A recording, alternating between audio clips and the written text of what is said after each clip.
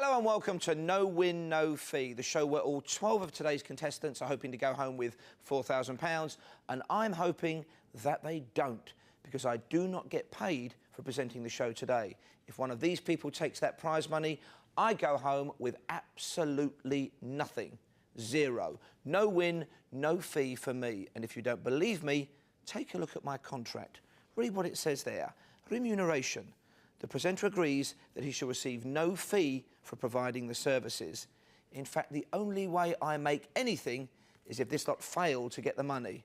Then I go home with £4,000. So, let's meet the people who are standing in the way of me and my fee today. Janet, Lionel, Elaine, Mark, Christine, Dan, Alan, Diana, Dayton, Chris, Jem, and Ian. Now, you are all complete strangers. You barely met before the programme, and the only thing you know about each other are those names. So this is going to be a game of assumption and presumption, because I'm going to ask you to choose players you think are going to get a question wrong. It's sudden death, and it's all about first impressions. There are 12 of you in front of me now. I'm delighted to say that in a few minutes, there are going to be only 6 of you. And we start by randomly choosing one of you. So who's going to be up first? Somebody's going to join me in a moment, pick a question, then pick an opponent to get that question wrong. And it's going to be Mark. Mark, will you join me and choose your question?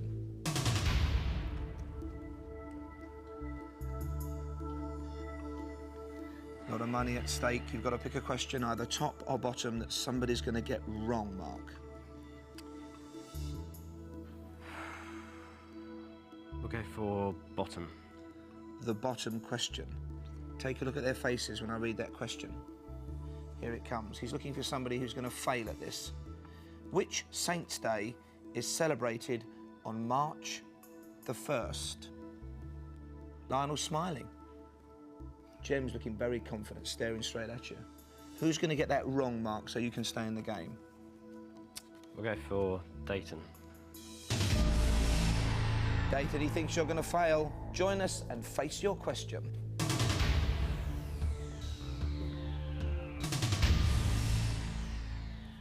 He looks to me like he's got a kind of broad range of general knowledge. Why did you pick on Dayton? As good as anyone else, really. OK, Dayton, you must get this right to stay in the game. If you do get it right, Mark goes out early. But if you're wrong, you go home. Dayton, which Saint's Day is celebrated on March the 1st? Take your time.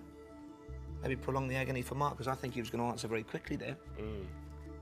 Still pick the right person? Beginning to think twice about that now. If he gets it right, you're out, Mark. OK, this could cost you £4,000. Okay. Dayton, which Saint's Day is celebrated on March the 1st? St Patrick's. If St Patrick is the right answer, you stay in the game. If you're wrong, you're out. St Patrick's Day is March the 17th. The answer is St David's Day. Dayton, you are wrong. Which means, Mark, take your place in the next round. And Dayton, I'm happy to say you're out. And it can be as quick as that. One person's through, one person has gone. Who's up next to pick a question? This time it's Alan. Alan, join me and choose your question.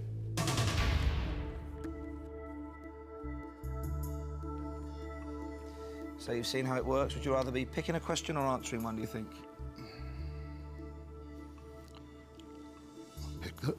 I'll pick the lower one. You want the bottom question? Bottom question. OK.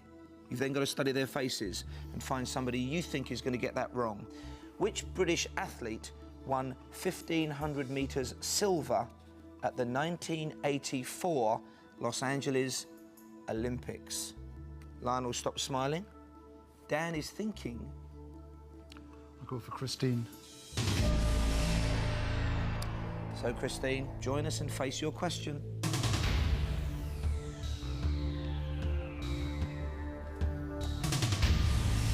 So you don't think Christine looks very sporty? I think she looks very sporty. Christine, he's banking on you going out early. If you get it right, you prove him wrong, he's out. Here we go, take your time. Which British athlete won 1,500 metres silver at the 1984 Los Angeles Olympics? A lot of money, Alan, isn't it? £4,000. Just fill me in on something. If you think Christine looks sporty, why did you go for her? What weakness did you sense? I don't think 1984 would ring a bell with her, probably a little bit later. She's far too young to remember 1984. Yes, yeah. What a silver-tongued cavalier he is, Christine, eh? Charming man. Christine, you need to get this one right to stay in the game. If you're wrong, you're out. Which British athlete won 1,500 metres silver at the 1984 Los Angeles Olympics?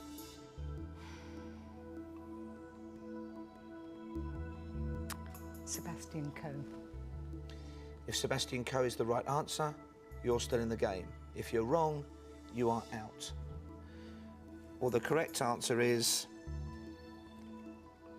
Steve Cram. So, Christine, you are wrong. Well done, Alan. You've booked your place in the next round. Good judge of character. And Christine, commiserations. It is tough under the lights. But I'm kind of happy to say you're out. Only 4 places left now in the next round. A lot of people shifting nervously from foot to foot. Who's up next to pick a question? And it's going to be Jem. He's smiling. Jem, join me and choose your question. You look very keen to be up here. Does that mean you'd rather be picking than answering? It looks like the easy passage to the final, definitely. OK, but it can change, and you could be the one to change it. You could be out if you pick the wrong one of these 2 questions. Which one are you going to go for? Top or bottom? Which one is somebody going to get wrong? I'm going for that first question. He's going for the top question very confidently. Study their faces. First impressions are really all you've got to go on. You need somebody to get this wrong. What is the name of Del Boy's local pub in Only Fools and Horses? Elaine looks thoughtful, but she could be bluffing. Janet's difficult to read on this one. It's up to you, Jem. Don't let me influence you. I'm going to have to go for Diana. Diana, he wants to get through to the next round, and he thinks you're going to help him get there. Join us and face your question. Why Diana? She is quite youthful, and it's not the most up-to-date series. OK, Diana, he thinks you're unaware of the concept of the television repeat. You've got to get this right to stay in the game. Bad luck to both of you. What is the name of Del Boy's local pub in Only Fools and Horses? And she is looking pensive, but is she acting? She could be. I've no idea. Let's see which one of you is going out, though. Only one can survive from this. Diana? What is the name of Del Boy's local pub in Only Fools and Horses? Something Barrel. I don't know, King's Arms. The King's Arms? Yeah, I don't know. If the King's Arms is right, Diana, you're through to the next round. But if you're wrong, you're out and Jem goes through. Right, okay. The answer is the Nag's Head. Diana, you are wrong. Which means Jem was right to choose her. Jem, you're a good judge of character. Take your place for the next round. Thank you very much. And Diana, Thank you. it's been nice meeting you, but I'm happy to say you're out. Whizzing along, we're halfway through round 1. Only 3 places left in the next round, but 6 people fighting for them. Who's up next to pick a question? Lionel, it's going to be you and me and a pair of questions for you to choose from. Make that selection now. Will you join me?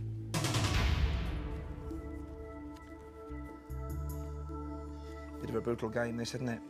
Indeed. Choice of 2, top or bottom. Which one is somebody going to get wrong? First impressions count, and so far nobody answering has got through. The upper question. The top question for Lionel.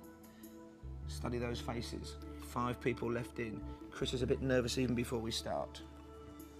Who became British Prime Minister in 1976? Talk us through your deductions, Lionel. What have you made of them? Well, actually, they look a very intelligent bunch. It's a very, very difficult choice. Going to make that choice. Who's up to answer that question? I think Janet. Janet, he's weighed you up and found you wanting. Join us and face your question.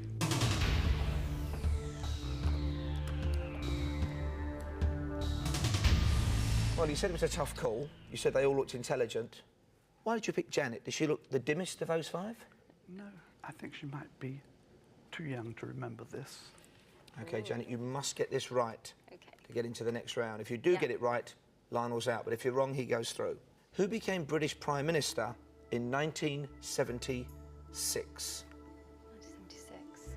If she gets it right, you're out, Lionel. Right. Okay. I'm gonna have a go. Well, you said you were a pretty good judge of character, Lionel. Janet, who became British Prime Minister in 1976? I think it was James Callaghan. If Jim Callaghan is the right answer, Janet, you stay in the game.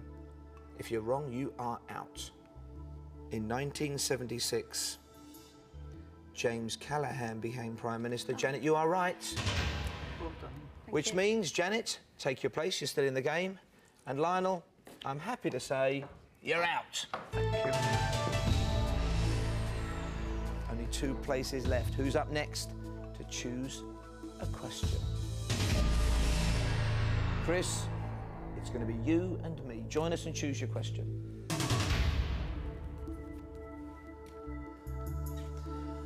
Only 3 people left to choose between, but you've had longer to take the measure of them. Which question do you want to put to somebody here, top or bottom? Because you see what happened to poor Lionel. I think I'll take the top one, please. Sure? Lionel chose the wrong person, he's out. Well, yeah. But, you know, out of the 2, I think the top one will be all right. Here's the question that Chris has chosen. Take a look at those faces. Who was the bass player in the band The Police? Dan nodded straight away. That could be a bluff. Elaine is looking very thoughtful. Ian's smiling at last. Who's going to get that wrong? I think I'll go for Elaine. This is your moment, Elaine, your chance to get into the next round or to go home early. Join us and face your question.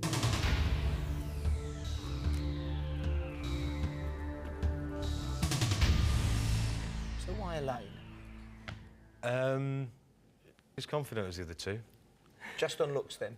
Yeah. OK, watch Elaine's face, because she's looking happier now as I read the question. Elaine, who was the bass player in the band The Police? Okay, I'm not really that sure, but I know it's not Sting, and the other one is Stuart Copeland. If Stuart Copeland, whose father, by the way, was once head of the CIA, is the right answer, then you're through to the next round. If you're wrong, Chris gets that place. Okay. The bass player in The Police was Sting. Elaine, you're wrong. Which means, Chris, you're either a good judge of character or very lucky, because you're in the next round. And Elaine, commiserations, but I'm happy to say you're out. Thank you. 2 men up against me for £4,000, but one of them is going home early. Who's up first? Dan is coming up first to choose a question. He has no choice of opponents, but he can pick a poser that he thinks Ian will get wrong. Dan, join us and choose your question.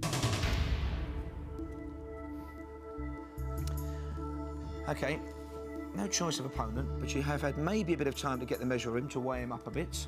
Which question is Ian going to get wrong, top or bottom? I think I'm going to go for the bottom one, please, Paul. The bottom question. Take a look at Ian's reaction.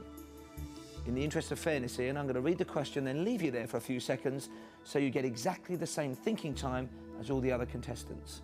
Here's the question that Dan thinks you're going to get wrong. Which seaside town's football team play their home games at Bloomfield Road? What is it about Ian that makes you think he's not a footy fan? It's not that I don't think he's a football fan, it's just that the other question was something I think he would have got right. You've had a few seconds. Join us now, please, and face your question.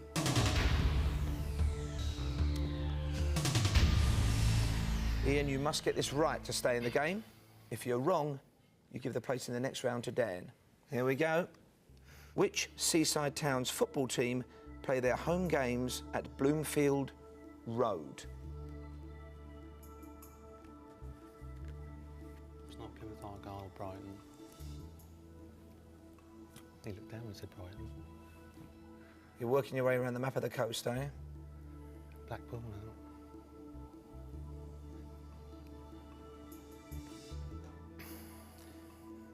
Which seaside town's football team play their home games at Bloomfield Road? Doesn't ring a bell, so I'm going to say Portsmouth.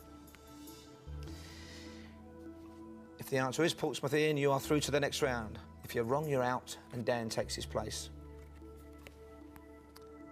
It's a name you've said, but not as your answer. I was looking for Blackpool. Oh. Ian, you're wrong. Which means, Dan, you get the last place in the final round. Good luck, mate. Thank you. And Ian, I'm happy to say it's been nice meeting you, but you're out. And well done to all 6 of you for getting this far. You've managed to eliminate your opponents, either because you're good judges of character, you're clever, or maybe you're just lucky. But let's hope you've been paying attention along the way to everybody else's strengths and weaknesses, because now it's time for you to go head-to-head with each other. And, of course, with me. Because if none of you win, I put £4,000 in my pocket. Otherwise, I get nothing at all from this show. So I hope it's no win, no fee for you as we all move closer to that money. And in round 2, things get decidedly trickier. Judgment of character is now crucial because you must choose an opponent before hearing the question. I then read that question, and to stay in the game, you tell me if you think your opponent is going to get it right or wrong. As always, we start by randomly choosing one of you. It's about judgment of character and assessing their reactions. Who's up first to pick an opponent? And it's Dan. Will this keep him in the game or kick him out? Dan, join me and choose your opponent.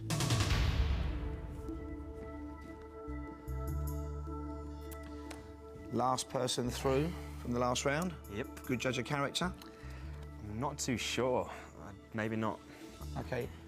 Look at these faces. Think of somebody whose thought processes you can read. It's very simple. You pick an opponent. I read him a question. Before they answer, you tell me whether they're going to get it right or wrong. I'm going to pick Jem. He's a cool customer. Jem, join us and face your question. Why have you gone for Jem? Because he's displaying a large amount of confidence, and I want to know if he's as good as he thinks he is. Confidence could equal bluff, though, which might be hard for you to read. It well could. It's very simple. I'm going to read Jem a question. Before he answers, you tell me whether he's going to get it right or wrong. Jem, on which lake does Chicago stand? Right or wrong, do you reckon? It is tough, though, because if you say he's going to get it wrong and he gets it right, you are out. But if he gets it right when you said he's going to get it wrong, same scenario, you're out again. I think he's right. I think he's going to know this. Look at it, written all over his face. He's going to get this one right. No question. But then again, you see, if you say he's going to get it right and he gets it wrong, he's out, and so are you, and I'm closer to £4,000, so don't let me influence you. I'm going to say, and I think I may well live to regret this, but I'm going to say he's going to get it wrong. He's going to get it wrong? Mm-hmm. Jem, you have to get this right to stay in the game. Yeah. This is actually just a guess now, and I should know it. And so you'll be quite pleased, Dan. I'm going to go for Lake Michigan. If Lake Michigan is right, Jem's still in the game and Dan's out. If you're wrong, yeah, then I you sit down. Yeah, that's cool. The answer's Lake Michigan, you're right. Which means, Dan, Jem is still in the game. Take your place. Cheers. And Dan, commiserations, but I'm happy to say, sit down, you're out. So, one person down, 5 people left in the running for my £4,000. Who's up next to pick an opponent? Join us, Jem, and choose your opponent.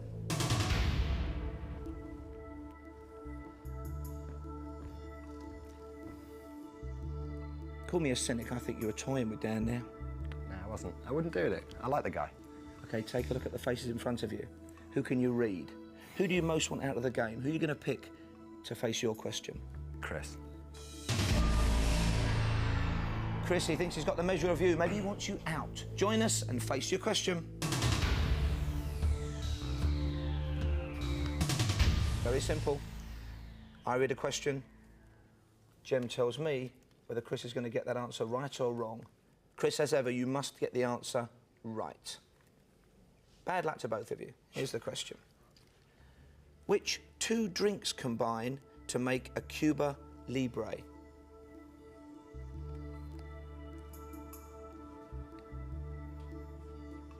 First thoughts, Jem? I don't think you'll get it right. Very snappy decision. Well, it was my first thought. It's going to be snappy. Chris, if you get this right, you're still in the game, and it's goodbye, Jem. But if you're wrong, you're out. Here's the question. Which two drinks combine to make a Cuba Libre? I'll go for rum. And I'll go for... I don't know why, but I'll go for rum and creme de menthe. I dread to think what that tastes like, but...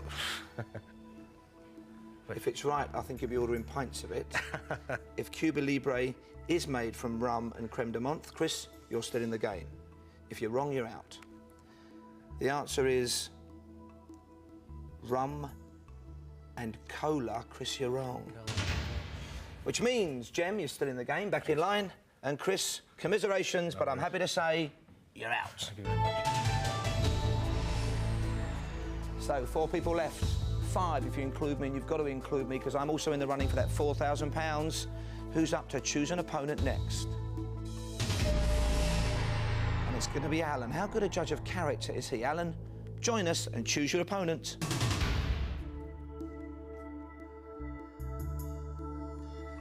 We're all a lot closer to that money, aren't we?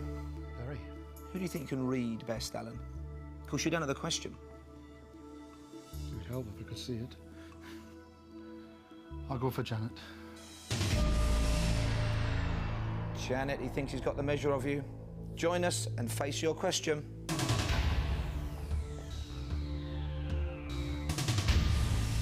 Of course, Janet was the only person who answered a question correctly in the first round. Was that why you chose her? Yes. OK. Here's your question.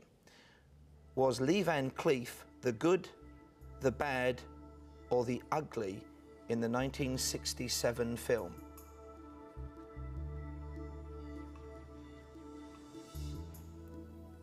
How's your mind working, Alan? Yeah, I think she's going to get this right. OK, let me just remind you of one thing, but don't let me influence you. If you say Janet's going to get this right and she gets it wrong, Janet's out and so are you. I'm happy, I'm closer to £4,000. But don't let me sway you. She's going to get it right? She's going to get it right. OK, Janet. Was Lee Van Cleef the good, the bad, or the ugly in the 1967 film? Ugly. If Lee Van Cleef was the ugly one in the good, the bad, the ugly, you are both still in the game. If he wasn't, you are both out. Right. Well, in Sergio Leone's 1967 classic, Lee Van Cleef was the bad. Janet, you are wrong. Sorry. Which means, Janet, I'm happy to say, to both of you, in fact, sit down, you're out. You too, Alan, you're out. 2 for 1 there. I'm happy. Just the 3 of us in the running for £4,000. But who's going to be answering the question and who's going to be predicting the outcome for that £4,000?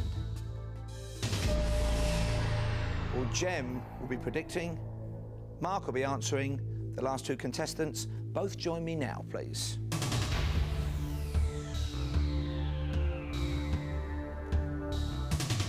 Well, we've seen a lot of you, Jem, but this is the first time Mark's been up here and he's going to earn that money.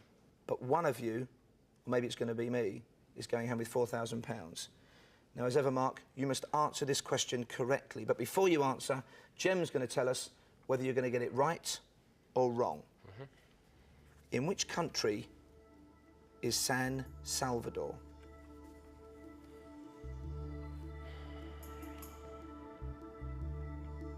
What would you do with £4,000?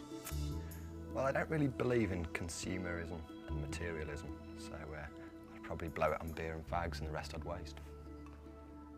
What do you think about Mark's reaction so far?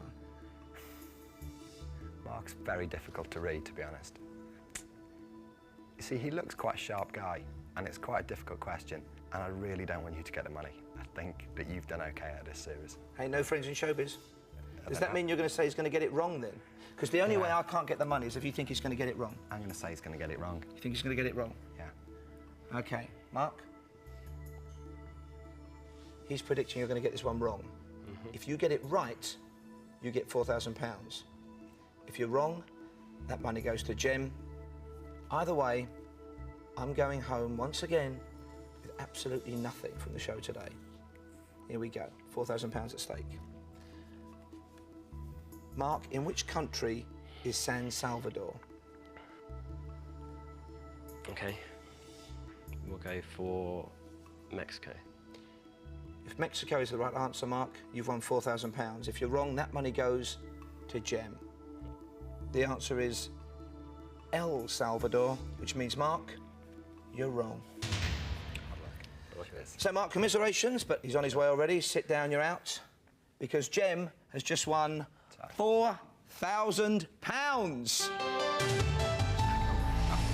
And for somebody who doesn't believe in consumerism, he was rushing off to spend it there. Well done, mate. Cheers, pal. OK, he's been a great contestant, but he's robbed me of £4,000. Join us again the next time on No Win, No Fee to see who ends up with the money.